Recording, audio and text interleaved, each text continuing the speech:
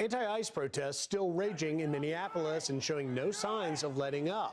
And an internal Friday email sent to city employees confirming the city is working with, quote, partners and community groups to track ICE activity and share information.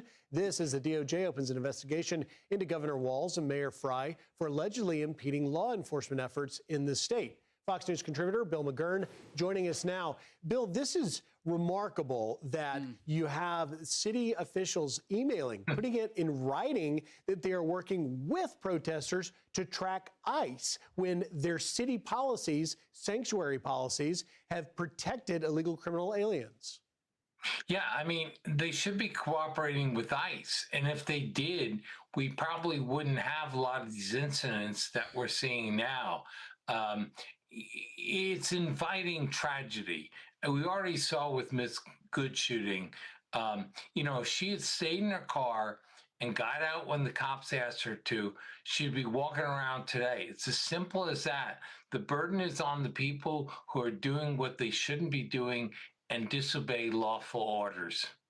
Bill, so I'm going to jump in here. If what they're saying here is true, that they're city employees of Minneapolis that are coordinating with the rioters and with these protests, this has to be dealt with swiftly and immediately by Kash Patel and by Pam Bondi.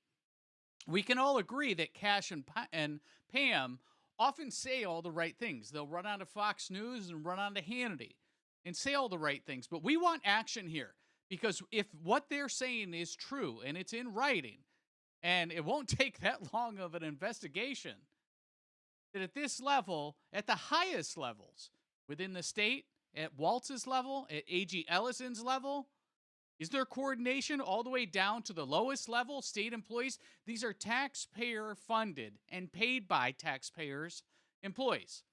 And if what they're doing is breaking federal law on the taxpayer dole, we want prosecutions, we want perp walks, and we want these people, every one of them, in jail.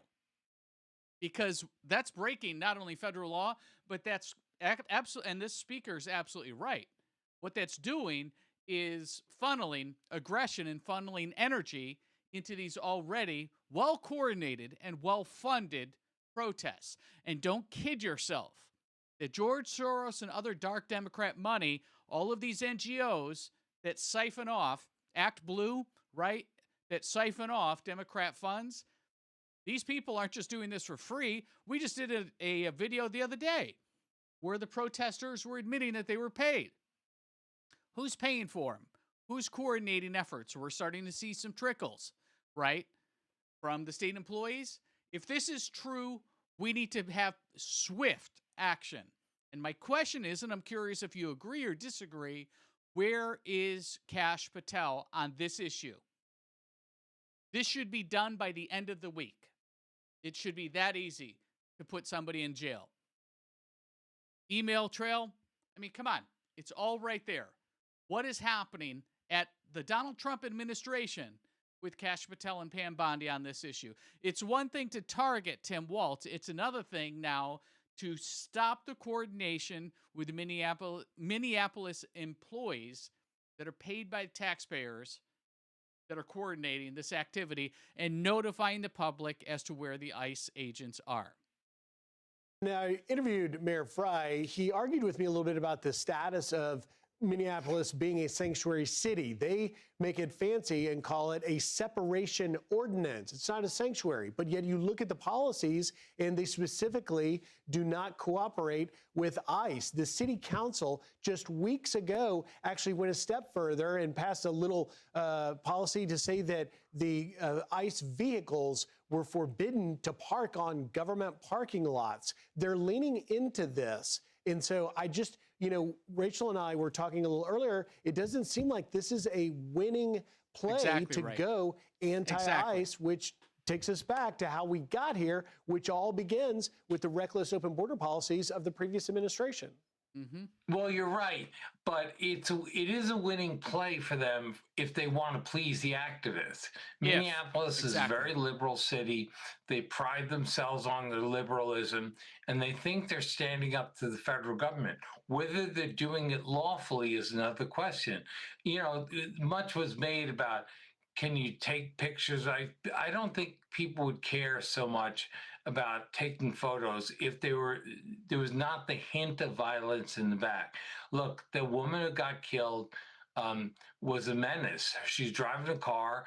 Clearly, the officer thought his life was in danger, and we're going to see a lot more tragedies like that. You can't play around when there are people with guns around. So again, the reason we ran with this story is twofold. One, to let you know the latest, that we're now getting coordinated efforts by Minneapolis city employees with the protests that you're seeing. The second question, though, and again, this leads to, where are the Democrats going with their midterm strategy? We know that they want chaos, right? They've done this for 3 election cycles, where they've run protests and protests and protests that are well coordinated and well funded. But the question that I have of you is, do you think that this is a winning Democrat strategy? Is this what the voting public wants in the midterms? Do they want chaos? Or are we going to go back and look at the mandate that Donald Trump had, which is to take care of the illegal alien situation and deal with it swiftly? That's, I think, the question. And why do the Democrats think that when they're placating the progressive left, that this is a winning message? I just don't understand that. Because the truth of the matter is that your grandmother's Democrat Party is no more. The Democrats are being run by radicals and by progressives, right? I mean, we see this. There's no, just flashback, right? We had Joe Manchin as really the last of the last blue dog Democrats. And he's gone. They ran him off. Now we have AOC, Bernie Sanders, right? Hakeem, Chuck, Nancy. All of these are peddling progressive messages to the Democrat Party. And evidently, they feel that this is a winning message.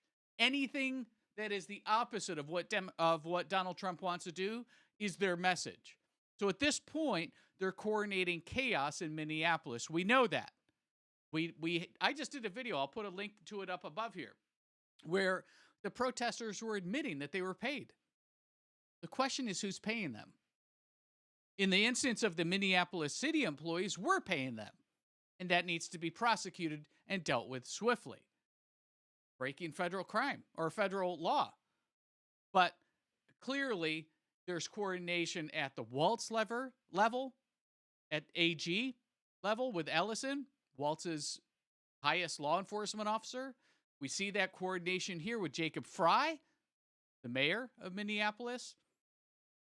This is what the Democrats want to do. They want to bring chaos to our major cities and anything that is the opposite of what Donald Trump wants, which is peace and bringing safety to our streets. He ran on that.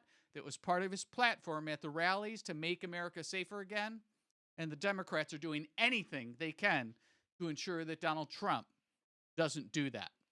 So I'm curious what you think. Let me know in the comments down below. Do you think that this is a winning message for the Democrats?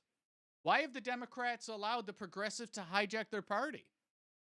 This is no longer a party of the people. This is a party of the minority, the progressive left. And they think that this is their winning message going into the midterms. So let me know what you think in the comments down below. And if you've yet to subscribe, please do so. We bring news stories just like this every single day that the mainstream media doesn't want you to know. We'll see you in the next video. We won! Okay, let's go. We won!